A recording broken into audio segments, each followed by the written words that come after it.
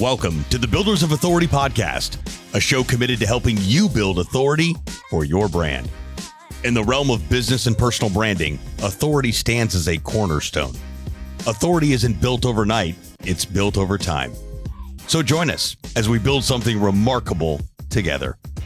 And now, here's your host, Adam McChesney. Welcome back, everyone, to another episode of the Builders of Authority podcast. We're live here at Adventure Unknown in Fenton, Missouri. If you haven't been out to AU yet, and you're here in the St. Louis area, you're looking to level up in life or business, you're looking for a network, you're looking for a place to hang out, incredible amenities here.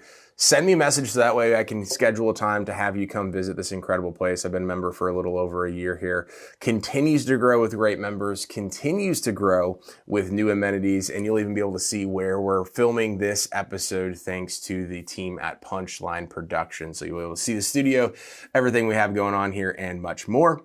I'm joined today by someone who has dramatically changed my life for the better, personally, professionally, and so much more. Forever grateful to be connected to this human being. It's actually his second time on the podcast.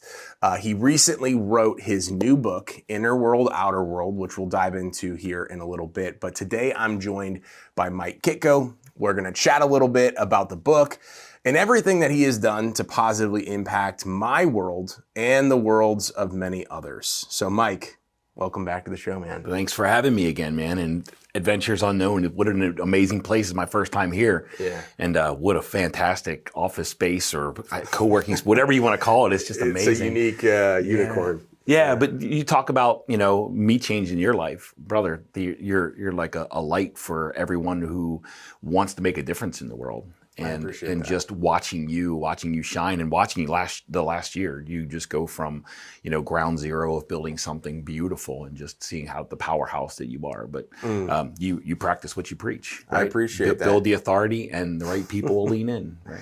So before we get in the book, I want to obviously kind of go through how you helped me last year from your point of view. Yeah. Because I think I look back to those moments and I was like, damn near rock bottom in a lot of different aspects, but I continued to, show up online, and show up for myself and show up for my team and show up for my clients and show up for the community that we had built. But on the other side, right, very few people knew what I was going through. Absolutely. They didn't know about the losses. They didn't know about the personal struggles. They didn't know about the stuff with my family. Like, they had none of it, but you were one of the few people I could go to just bounce ideas off of. And obviously, we were talking through a lot of different stuff. So I want people to know, like, what makes you special. And we'll dive into that, obviously, what happens in the book. But I would love to hear it from your perspective on how you saw where I was at and some things that you changed in my belief system that allowed me to be honest, just put it all away and reinvent myself, I guess you could say. So much there. Man, we live in this, we experience the world only like inside of our body, right? And I think this is going to get a little woo, but that's the whole point of the book, right? We only experience life in our body. We don't experience the outside world. We only experience it, all of our senses draw in, what we see outside, but we process it in here. And we live in here, and if there's a lot of chaos and a lot of clutter in here, then the world's going to appear like it's chaotic and clutter-filled. And oftentimes what I do with folks is just, first of all, let them talk. They just need to talk, and they just need to process. And as you're processing, you're starting to hear yourself. But every once in a while, I'll just reflect back, like a different perspective, a higher level perspective that you maybe haven't reached for yet or haven't seen. Right. And it's not like I'm changing your narrative, but I'm giving you the opportunity to change your narrative. I'm just sharing a belief with you that could create some freedom, and you get to choose whether you grab onto that belief or not, right? But what I did with you was, and what I remember is just making sure you understand that you are safe right now. And there might be a lot coming at you, but right now in this breath, and I remember asking you this question, Delaney and Murphy, are they alive? And you said, yes. Do you have some money? Yes. You have a beautiful house? Yes. Temperature in your house somewhere around 70 degrees? Yes. You have food in your house. There's water coming out of the faucet. Is that true? So what do you need right now? And you would come back to, I need nothing. Okay, cool. Now let's go clear out all this stuff that's happening in your life, but understand that you need nothing right now. You need nothing. Nothing needs to change right now. You're completely safe. Everybody you love, they're safe. The world may appear chaotic, but let's make it safe in here, because that's how we can best handle the chaos in the outside world.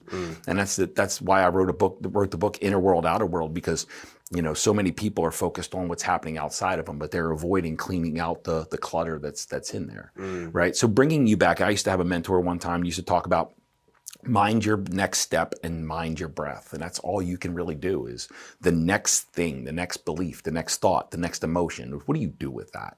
If you're not managing that, then all you're doing is reacting to life, and you're coming from a place of not power. You're giving up your power. You're giving up your power to the world. But when we go back inside and we take control of our inner environment, now we can approach the world, and we can handle the world from a place of power and purpose, not reaction or reactivity.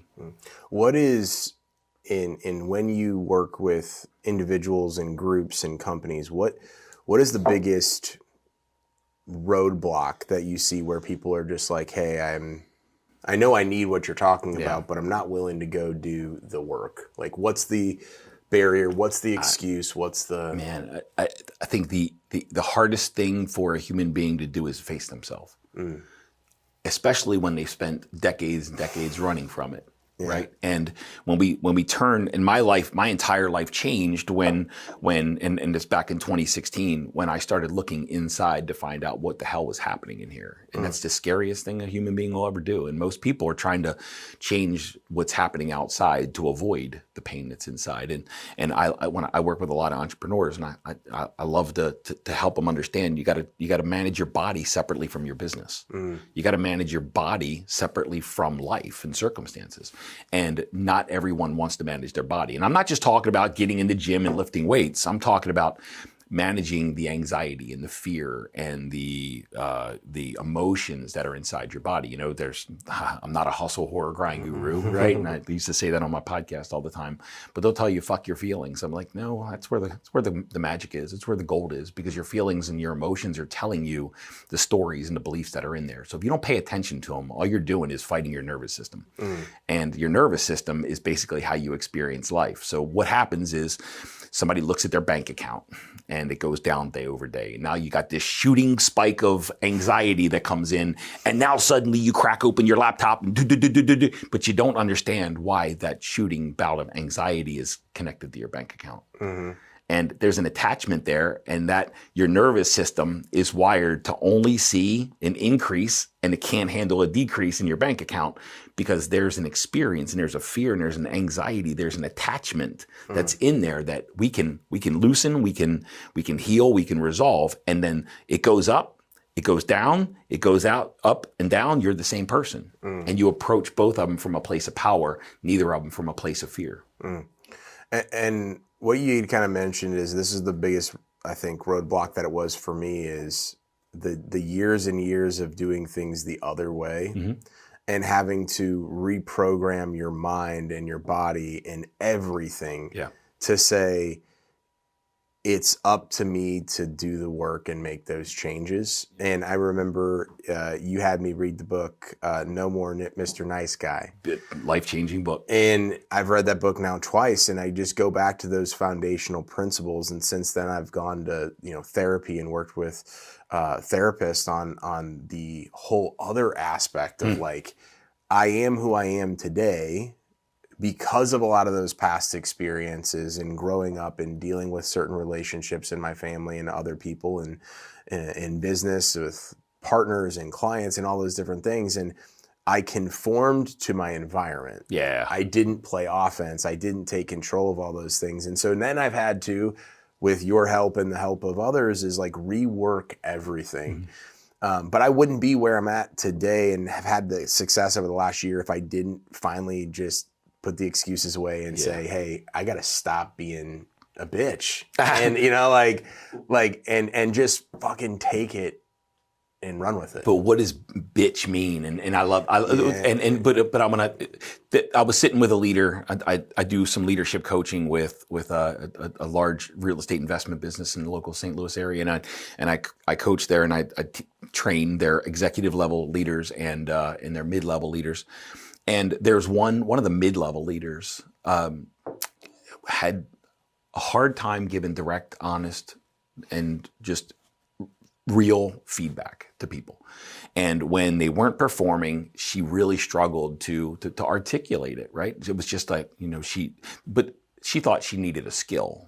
She thought it was a skill gap, and it wasn't a skill gap. She can talk. Yeah. It was a nervous system gap. Yes. And it was that when she would deliver feedback to somebody, she felt things, and she didn't want to feel those things. So she didn't say the things that were going to trigger that feeling.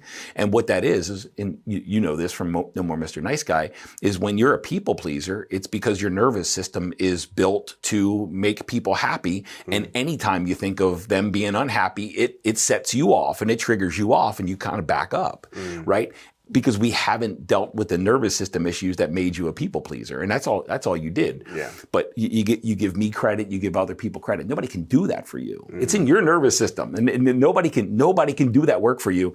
We can give you new beliefs, new concepts, new tools, new exercises. But if you don't do them, you're not going to get any benefit from them.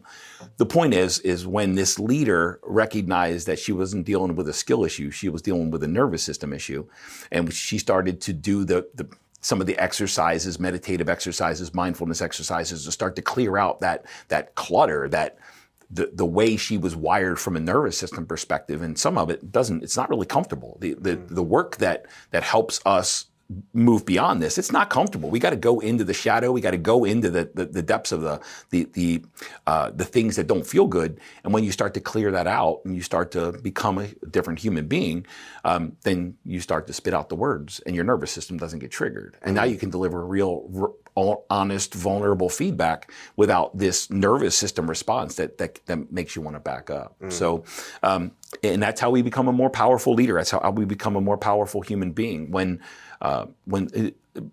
someone hasn't learned or hasn't demonstrated or laid out firm boundaries in their life, laying down boundaries will feel hostile. It'll feel aggressive. It'll feel violent, and that's in here. And it's not real on the outside. It's real in here, and that's the only place you experience life. The boundaries is a big thing with family, with friends, with clients, with teammates. Yeah. I mean, it's a tough thing, and it is that going to that deep place to go fix the issue, not the surface level stuff. It's having to, again, rewire, rethink, have those things that have been with you for a very long time. You be willing to challenge them, and then go say, hey, I have 3 options, right? I can go backwards, I can stay where I'm at, or I can try to go fix this thing and go work on it. And it comes down to, I'm just done letting the world take advantage and of steamroll me. You. Steamroll. So talk to us about the book, right? So talk to us about kind of when the idea happened of the book. I know the launch just happened last week. I was there. It was an awesome event just to see that on your birthday as well. But talk to us kind of about how everything kind of started versus where you're at right now with everything. And I got another story that I want to get to, but I'll answer this, and I'll start another story. I read a book. I'm a big fan of a guy named Dr. Joe Dispenza. And I've been to Dr. Joe's, a couple of his advanced workshops. They're amazing. And it's all the same work. It's all similar work. And difference between me and him is he has 2,000 people from 59 countries in a room, and I have 20, right? That's the difference. And he's, I don't know, just a world-class teacher, healer.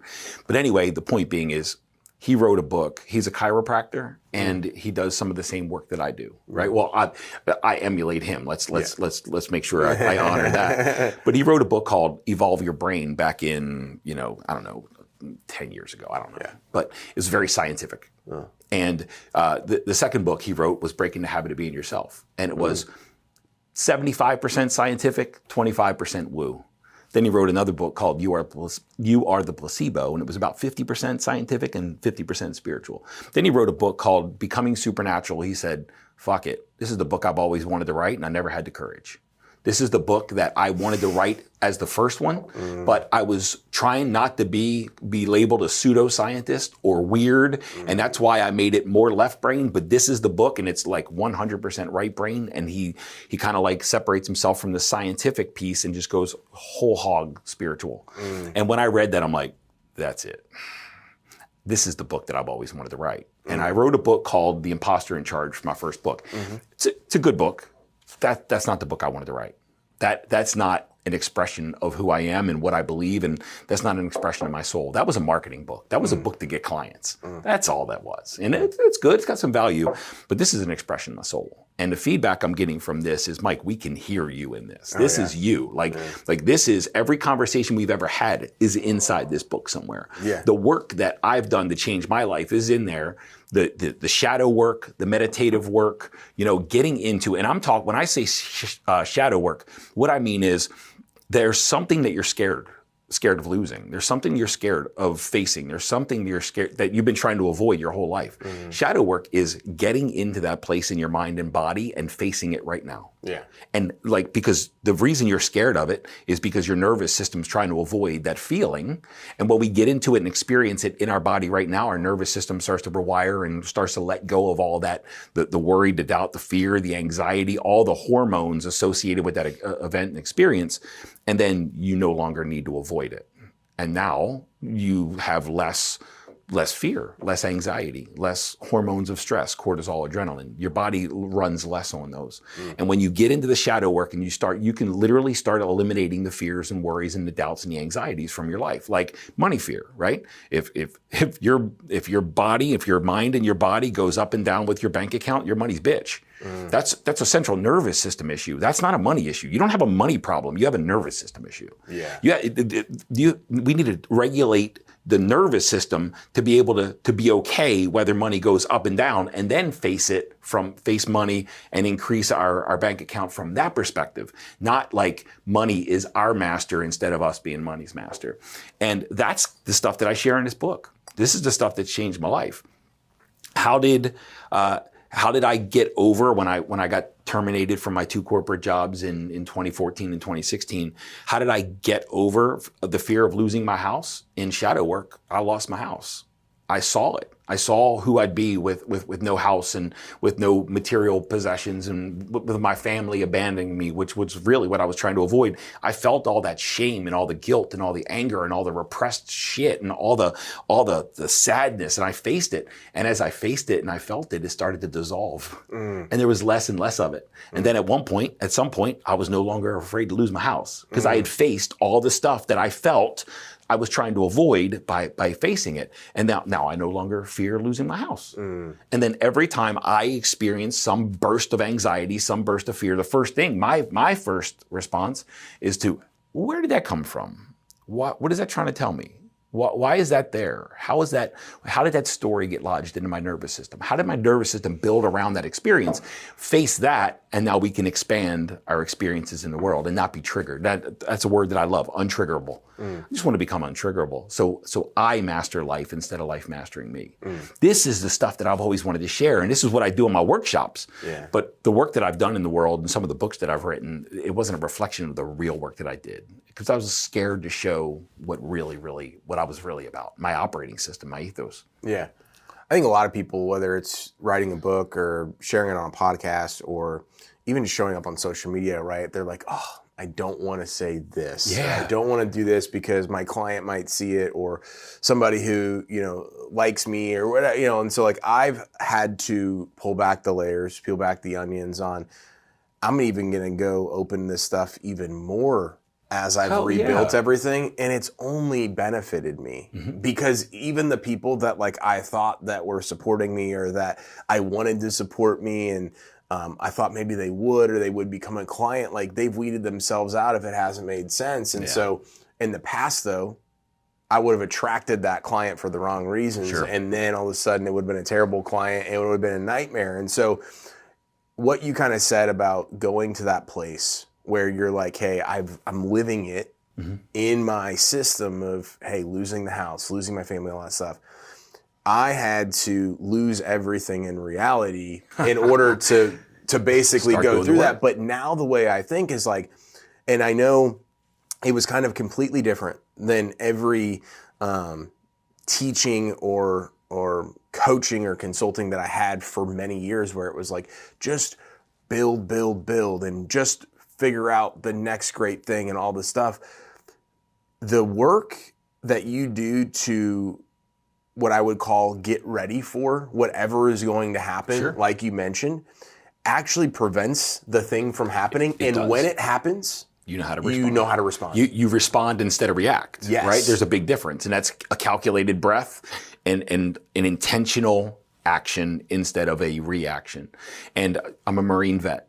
And there's a saying in the Marine Corps that a gallon of sweat in peacetime will save a pint of blood in wartime. And that's why Marines train so hard. And that's why we're constantly training. Even when nothing was going on, it was always training and happening. And a lot of this work, Adam, is all proactive. It's all before something falls apart. It's to be okay with something falling apart before it falls apart, and getting all of that hormones. That's all they are. It's getting the hormones of stress out of our body that keep us from trying to avoid that thing. And when you do that, you're not going to experience it, because I like in Dr. Joe has a nifty way of saying this. He says, listen, your thoughts are the prayers of what you want, and your emotions are the magnet. So your thoughts are the prayer and your emotions are the magnet. Whatever you feel and whatever you're trying to avoid, whatever you feel you deserve, you're gonna create in your life. You're gonna realize. Yep. Whatever you feel like you're not worth, you're gonna realize that, right? Whatever you're afraid to lose, you're gonna lose. Whatever you feel and you embody that you can or that you will, you will. And because your thoughts are the prayer, your emotions are the magnet. And it's a beautiful way of looking at it. If we go in, and this is why there's so many teachers like Think and Grow Rich, The Science of Getting Rich, As a Man Thinketh, Secrets of the Millionaire Mind, Be Your Future Self Now, all the Strangest Secret by Earl Nightingale, they all say the same thing. Feel what you want before you have it, and you'll create it easily. Yeah. More easy, without struggle. And all struggle is, it's effort without negative emotion attached to it. It's without this negativity, right? Since when you eliminate the negative emotion behind an action, it becomes inspired action. And you take it, and it creates more easily. But anyway, the point is, this is all behind the curtain. This is all in the dark. This is all before things fall apart. It's becoming okay with them falling apart, so that there's no attachment, there's no aversion, and you show up more powerfully. And you're not life's bitch. You control what's in here. It's the only thing we control. We control what's in here. We don't control anything out here. But when we control this, we can influence this in a more powerful way. But most people are trying to influence this from a place of depletion, from a place of insecurity, from a place of fatigue, from a place of stress, from a place of reaction, instead of controlling what's in here and showing up powerfully to influence in the most powerful way that we possibly can. And that's what you saw at the book launch. It's like a couple years ago, I wouldn't have had the courage to get up there and just jam like that, right? And just share the full expression of who I am. This is all proactive shadow work that's allowed me to just show up and shine as I am. And the right people lean in and the right people run away. And both of them are beautiful. Yeah. When you were writing the book, was there anything that stuck out to you where you were just like, hey, you know what? Like, I didn't realize all of this stuff, or combining everything together? Any big takeaways from that? Yeah, I think the first books, and I've written a couple books. One, The Imposter in Charge, was released publicly, or in hard copy, and I've written digital products, along the way. But I was trying to be too cute with the other books, and I was trying to be an author like everybody else. Yeah. And what I mean by that is, I had a certain page count in mind. I had a certain length that I was trying to get to. I had a certain flow that I was trying to demonstrate. I was trying to make a book. that I've read, every book that I've read. I don't know how to express this, but I'm not built that way. Yeah. And what I did is the first book that I wrote, I sat down behind a laptop and it took me a year and a half to type out this manuscript. Yeah. And man, I've started probably 7 or 8 books since then, and I stopped them all because I hate that. Just disgusts me. But what I did is I put my AirPods, I came up with kind of the rough outline and the sketch of where I was going to go with this thing and what the chapters were going to be about. And I put AirPods in my ears and I hit like voice memo on my phone and I just started jamming. That's awesome. On my patio, I was just walking back and forth and I'm just talking the chapters and then I transcribed them. And then I used some innovative tools, right? to start to clean it up and to edit it and to move things around and to reshape it.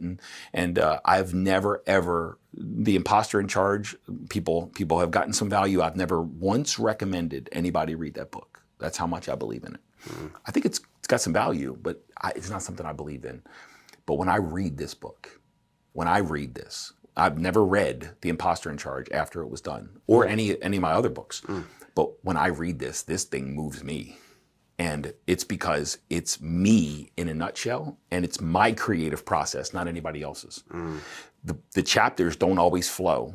There's repetition in the different chapters because I want each chapter to be a standalone, that you can read the chapter itself, not have to read it from front to back, but go in there and grab that chapter. So there's repetition and it reads like I speak. Sure. It doesn't read like I write, it reads like I speak. And it was so easy to write this book because it's me in a nutshell. And I guess what I'm trying to get to is you don't have to create like others create. There's no one way to do this thing. All we have to do is find our uniqueness and express that uniqueness. And the right people will lean in, the right people will run away. That's a big takeaway for me because I started writing a book last year and I literally have gotten almost nowhere with it because I don't create in the way in which they were telling me to create with the bullet points and the structure and the this and the that. But I did start to create voice notes of like, hey, when I do make the time to go do this book, now I have a bunch more stuff, that I want to talk about just based on this last year. But I was creating a book that I thought I needed to write based on what other people said, this is what your story should be about. And now, like, even obviously hearing you say this today, it reaffirms my thought process on it. But I was talking to a couple of other people, I'm like, man, that book would have been created very similar to how you mentioned it as a marketing tool book, whatever. Yeah. When I write this book, it's going to be like, man, this thing is me. And it may not do what I thought the other book could have done or whatever, but I don't give a shit. Now I'm excited about the ideations and the things that I'm actually going after because it's like I'm actually sharing what I believe. Sharing me and you. The real, raw, the authentic, everything else. So let's go back. Now this is a coaching conversation, okay? What do you need right now? What do I need? What do you need in your life right now? Need, not want. Nothing. What do you need? Nothing. Then why would you write a book to attract something that you don't need instead of be yourself, demonstrate your creative essence, and the right people who love your creative essence, they will lean in. Absolutely. But what do you need right now? Nothing. So why would you be inauthentic? I didn't do it might be foolish, but I didn't do this big Amazon pre-sales, 99 cents in the freaking home gardening section, right? At 2 a.m. it's going to get, and I'm an Amazon bestseller. I've got probably 3 to 5 reviews on Amazon because when somebody reads it and they really they give me good feedback, I'm like, hey, can you go through a review? I'm not review chasing. I'm not doing this inauthentic stuff to try to get this ego stroke because you know what? My family's safe. We've got some money in the bank. My house is warm and clean and loving. My cars have gas in them. My refrigerator is full. We got water that comes out of the tank. I just got a new roof so it doesn't leak, right? Yeah. There's nothing I need. Why would I be inauthentic in this lifetime? And that's how I approach life. I just want to wake up and be me and win by being me, not by a strategy or tactic that's going to level up a circumstance that doesn't need to be leveled up for me to be okay. Yeah. If it levels up, that's cool too. Yeah. But the point is I don't need to level up because that would be like insecurity, inadequacy, or insignificance. I'm trying to prove something. I'm trying not to lose something. I'm trying to become somebody. Those are all internal conflicts that can't be like resolved through your circumstances. Yeah. Which leads me to the story that I wanted to share. There's a mutual connection that we have.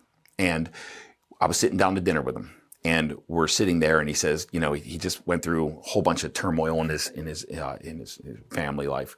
And he said, I just need to get on the other side of this thing. And when I get on the other side of this, I'll be able to breathe. And I said, no, you won't. And it kind of shocked him. I said, tell me the last time you've ever gotten have you ever had any challenges or obstacles? He said, yes. I was like, have you ever gotten on the other side of a challenge or obstacle and had sustained peace for a long time? And he said, no. I was like, you know why? Because you're built for chaos. It's in your nervous system. You're built for chaos. You're built for insecurity. You're built to experience yourself as inadequate. You're trying to find like some sense of significance through your accomplishments, and all this fear-based shit's in there, and you're trying to fix the fear-based shit in here by what's happening out here. And this is why we'd write a book that we don't believe in. This is why we'd write a book that's not an expression of ourselves. This is why we'd write a book to try to add another zero or comma to our bank account, because we're trying to solve some internal conflict. And we're trying to do that by appearing a certain way, creating a new circumstance, adding something, trying not to lose something, right? And then we wouldn't really express our own uniqueness. I hope that makes sense. It makes a ton of sense. And the other thing with that too is that particular scenario that you gave is, okay, when I get on the other side of this, whatever the thing is. Well, the people that, and I'm guilty of this in myself, of years and years of doing that, the next thing is when we get on the other side of it, we usually go then create the next You're series. bored. Yeah. Because when the line, and when I say this, and I didn't make this up, but when I say this, and I say it every workshop and pretty much every time I get the chance to, and usually I'll hear like, so it'll hit somebody in the gut, and I say, when you're addicted to chaos, peace feels like boredom. Yes. So when your body literally is addicted to the hormones of stress and chaos, addicted, when you don't have that, your body will go into withdrawal because your body becomes addicted to hormones, cortisol, adrenaline, right? All this shit that runs through. When we don't have that, if our body's addicted to those things, when we don't have them, we'll create it somewhere. And it might be you get on the other side of this thing in business, and you go home, and now you're starting picking fights with your wife, and you're creating some pain in your life at home because you just need this adrenaline rush. You just need this cortisol. You need a challenge. You need something to be not okay so you can fix it. And if it's like whack-a-mole, right? This will be broke. So you fix that, and then something else pops up because your body's addicted to this stress and the conflict. And in the absence of those things, you can't handle it. And when I said to our friend, I was like, no, you won't, because you're not doing the inner work to not need the chaos in your life.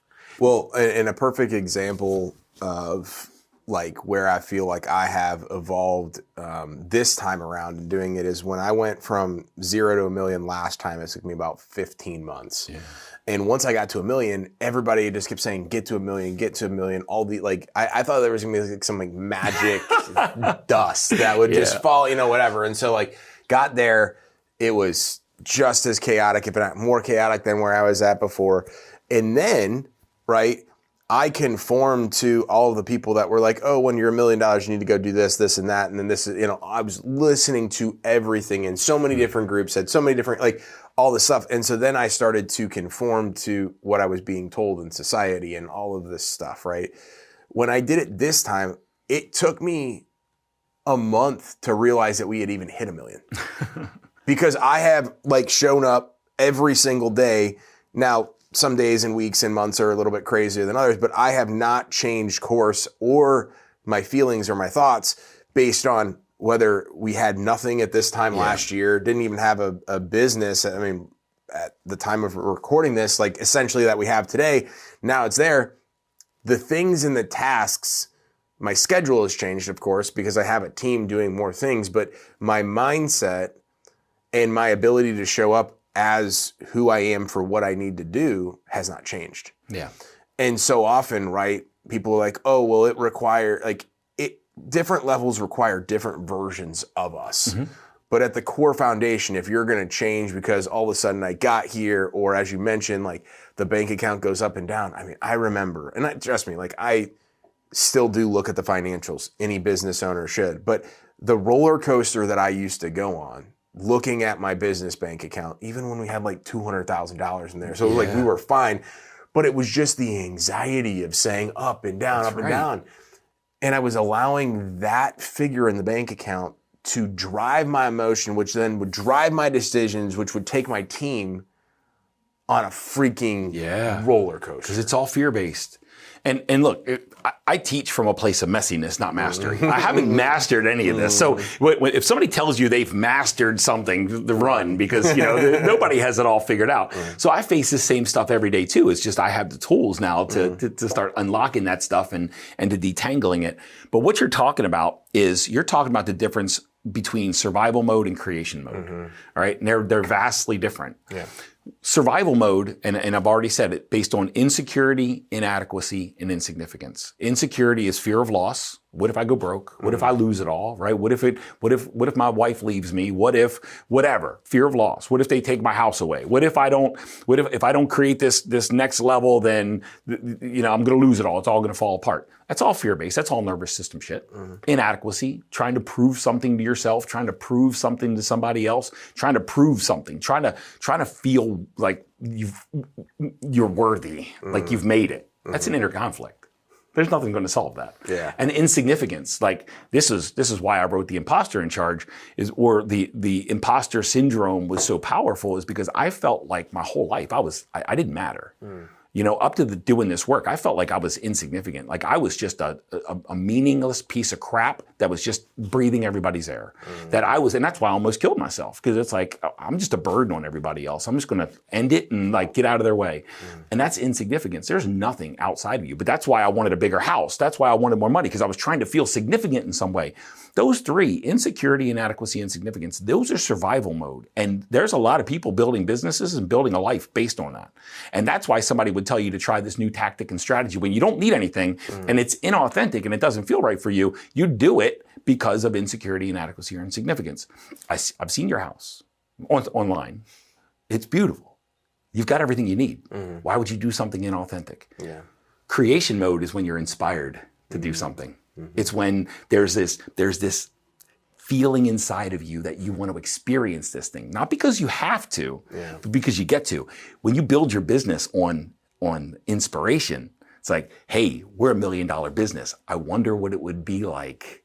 I wonder who I'd become. I wonder what my team would be at 10 million. Let's fucking go. Yeah. I don't need to. It's not from insecurity, inadequacy, or insignificance. I'm not trying to become somebody, like trying to be seen a certain way. I'm not trying to change some inadequacy, like I'm not worthy and I don't matter, or I haven't done enough, or whatever. I'm not trying to solve these internal conflicts. I just want to experience what it would be like to scale from 1 million to 10 million. It's not going to resolve an inner conflict, but I want to see how far I can take this with the talents that I possess. And it's completely shifting how the intention for an activity. You write a book, right, to share Adam McChesney with the world, not to solve something in your life. That's based on survival mode. Does that make sense? Yeah. So if sometimes people scale simply trying to fix that internal conflict, and they feel like if they scale, it's going to fix it. Then when it doesn't fix it, then they scale again to try to fix it. And I'm saying, I'm not talking about not scaling. I'm talking about, let's go back and fix the internal conflict so that you're not doing it for an intention that you're never going to achieve. Love it. Mike, this has been incredible. I appreciate you coming back on and sharing all this stuff. Any last pieces, and then we'll kind of finish up where people can find the books, they connect with you, but any last pieces that you'd like to leave the audience with? Anything coming to mind? Yeah. So in my workshop, we just finished up a workshop, and there's a couple. You're an awesome marketer, and there's a marketing concept that was shared with me a long time ago. People will buy their way out of hell, but they won't buy their way into heaven. Have you ever heard that before? I think that's a beautiful, beautiful way to say that. I used to say, hey, if you want to feel freedom and happiness and joy and peace, I'm your guy, right? And nobody bought because they won't buy their way into heaven. But when you say the insecurity, inadequacy, insignificance, you got all this shit inside of you, you're cleaning it out, people will buy that because they're looking for relief, right? In my workshop, I teach a simple creation process, right? 3 C's. Get clarity of your vision, get certainty in your nervous system, and commitment to receive, right? And allow goodness to come into your life. But here's the piece. The first 12 chapters in Inner World, Outer World are about becoming the person capable of making that creation process happen. Mm-hmm. So when I market the workshop, I market the creation process, but mostly we're going to spend more time becoming the person capable of making that happen, because when you become that person, that process works every single time. You can create anything you want, as long as it's not to fill some internal void that you're never going to escape. Incredible. Well, Mike, where can people buy the book? Where can people stay connected with you online? Yeah, Amazon.com around the world. You can go there. You can go to Barnes & Noble, but Amazon's too easy. Yeah. My website is www.innerwealthglobal.com. And I'm on Facebook. I have a podcast called the Inner Wealth Podcast. I have a YouTube channel. It's Mike Kitko, Inner Wealth. Connect with me on all those. You've taught me, and this is what you bring to the world. You've taught me how to be seen in the world, right? And how to get some visibility. Now, I don't have the followers you have, but that is why I'm able to share some of this stuff with the world, because of the work that you've done with me and what you've shown and what you've exemplified for me. So any of those platforms, Facebook, Instagram, I don't do a whole lot on anything but Facebook. But connect, if any of this connects, if Inner World, best thing happened today. There's a guy that I don't do, let me back up.